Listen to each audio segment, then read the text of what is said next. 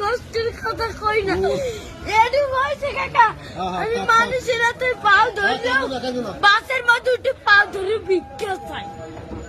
ভাই এই ভিডিও দেখা বাংলাদেশের এমন কোনো মানুষ নাই যার হৃদয় কাঁপে না এবং মন খারাপ হয় না।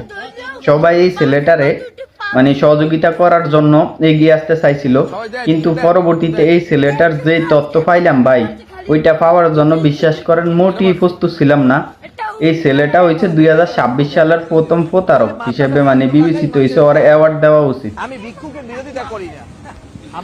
ওর এইরকম ভিডিও দেখা প্রথমে তো আমার মনটা খারাপ হয়ে গেছিল, কিন্তু পরবর্তীতে যা শুনলাম ওই নাকি টাকা উঠিয়া নেশা করে এবং আবার লুটুও খেলে, মানে ওই বাজিতে লুটু খেলে। আর লেবাসটা ধরছে কি দেখছেন, মানে মাদ্রাসার ছাত্র।